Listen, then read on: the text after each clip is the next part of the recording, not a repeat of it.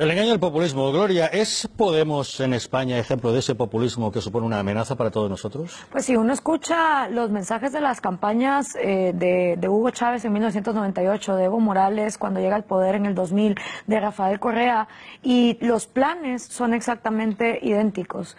No hay ninguna duda, y aparte pues en el mismo tráiler lo hemos visto cuando Rafael Correa dice: yo tengo mucha afinidad con Pablo Iglesias. Estamos hablando que Ecuador es uno de los países, quizá con la excepción de Nicaragua y obviamente Venezuela, que ya es el desastre absoluto, donde hay menos libertad de expresión, y Pablo Iglesias también a su momento ha pronunciado que los medios de comunicación nunca deberían de ser privados, sino que todos también deberían de ser expropiados. Entonces, definitivamente, si uno presta atención, porque esto nada más se trata de prestar atención, se va a dar cuenta que es una estrategia y una agenda que evidentemente existe conectividad. ¿Cuál es la relación real que existe entre el Podemos de Pablo Iglesias y el régimen chavista de Nicolás Maduro? Bueno, primero el condenar la propiedad privada como una aberración de la sociedad, cuando yo creo que no hay nada más justo y más humano que cada persona sea dueña del sudor de su propia frente y que cada persona pueda pararse en sus propios pies con la tranquilidad de que no va a venir otro a quitarle lo que le ha costado pues construir.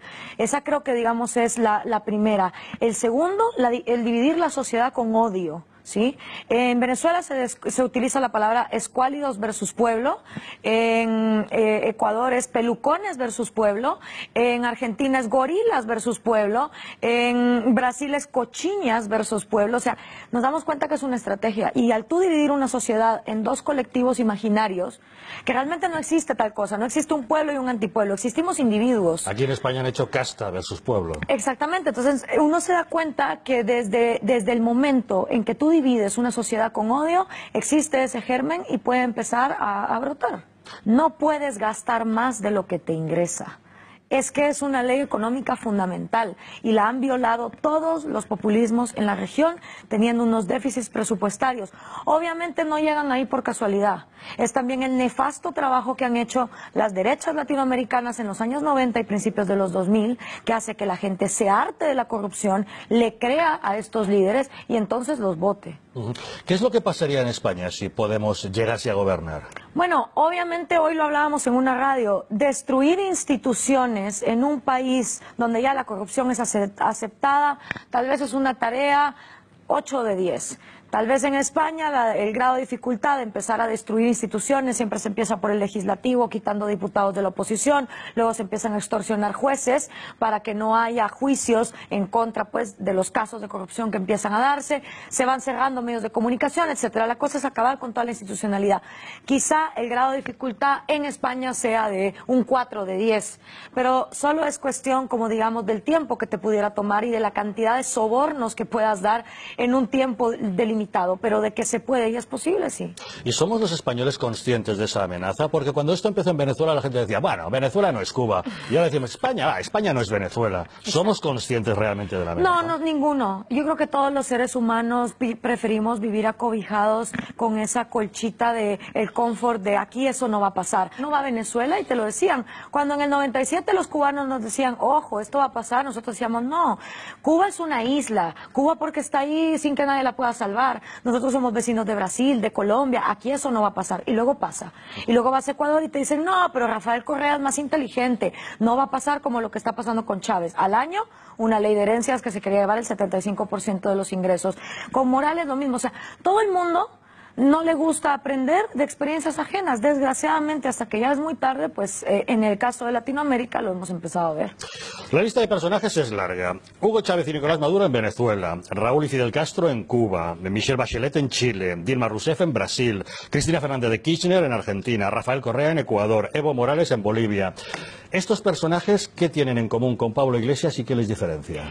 Y todavía faltan Daniel Ortega en Nicaragua, Manuel López Obrador en México, Manuel Valdizón en Guatemala, que menos mal y no quedó, etcétera. ¿Qué tienen en común? En el discurso, el dividir a la sociedad con odio, y la incongruencia más grande de todas, que es decirle a los que ellos sí consideran pueblo, porque claro, los otros siempre son muy pocos, esa minoría que vamos a sacrificar, pero decirle a la gente, yo te voy a sacar de la pobreza, porque tú eres demasiado tonto, demasiado débil, demasiado inútil para hacerlo por tu cuenta, me necesitas a mí, Mesías. Mientras al mismo tiempo dices, pero los ricos son unos malditos y tener riqueza es de inmorales. Entonces, ese discurso de decirle a la gente, conmigo vas a estar mejor, mientras al mismo tiempo condenas el hecho de tener riqueza, es como fundamental, es un sinónimo en todos ellos y su discurso. Obviamente, el odio que hay hacia el individuo, la necesidad que hay de masificar la sociedad en dos grandes colectivos que entonces los tengas a choque, porque recordemos lo que decía Maquiavelo, divide y vencerás. Entonces aquí lo importante es dividir a la sociedad para que se vaya fragmentando. Y Gloria, ¿de qué manera se puede frenar el avance del populismo?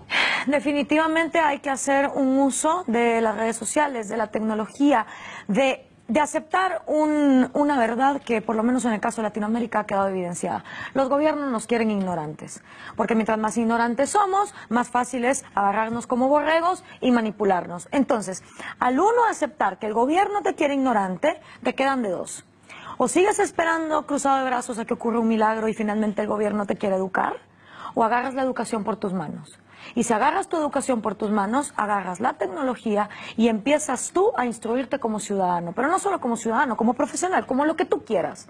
Y desde ahí entonces hay tres vías. Primero, al autoeducarte, entender muy bien qué rol quieres que tu gobierno cumpla. Segundo, tomar una causa para que tu sociedad no se debilite, involucrarte en un voluntariado, en el cambio de una ley, en lo que sea que vaya de acuerdo a tus principios. Y tercero, hoy por hoy, todos somos un periodista en potencia, un justiciero en potencia. Hoy por hoy ya no es las épocas donde Stalin podía meter a miles de personas en los gulags y nadie se enteraba, o Mao Zedong podía matar de hambre a miles de personas. No, hoy todo el mundo es un justiciero en potencia que con su teléfono celular puede realmente evidenciar lo que está pasando. En el caso de Guatemala, que el año pasado tuvimos elecciones, estábamos a punto de que ganara un populista nefasto aliado con el narcotráfico. Y una de las cosas que hizo revertir, entre muchas otras, pero una de las que hizo revertir la votación fue que se infiltraron audios, donde él estaba extorsionando a todos los candidatos a alcalde del partido y les dijo, si ustedes no ganan comprando votos,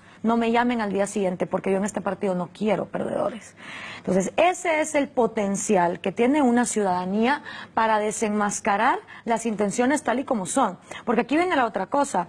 La hija de Hugo Chávez está entre las 5 mujeres latinoamericanas más ricas que hay. La revista Forbes dice que Fidel Castro tiene una de las fortunas más grandes que hay en Latinoamérica. Cristina Kirchner cobraba pero millones de dólares que luego lavaba por tener unos hoteles en el sur de la Patagonia. Es decir, son tan descarados y está la hipocresía que son de los más millonarios que hay. Y hasta donde tengo entendido, ahora el señor Iglesias está entre las personas más pudientes que hay en este país. Con lo cual es como, atacas el discurso, condenas la riqueza, pero eso sí, siempre y cuando yo me haga rico con lo de los demás, todo está bien. Repito y vuelvo a lo mismo, que también lo he escuchado en España. Voy a votar a Podemos porque el PP y el PSOE han hecho un pésimo trabajo. Nadie lo niega. ¿Sí? El trabajo que también hicieron las derechas latinoamericanas ha sido nefasto y ese hartazgo social de tanta corrupción y tanta exclusión con un sistema económico que no se liberalizó llevó a las grandes masas a estar harta. Nadie lo niega, pero que estos sean nefastos no hace mágicamente a un niñito de primera comunión. Y eso es lo que tenemos que entender, que no hay tal cosa como el voto de castigo. La gente a veces cree que cuando vota es para castigar a los partidos tradicionales, cuando al final el que te estás castigando eres tú, tu bolsillo y las posibilidades de tu familia de salir adelante. Bueno, lo estamos viendo en Venezuela, la más castigada es la población. Absolutamente.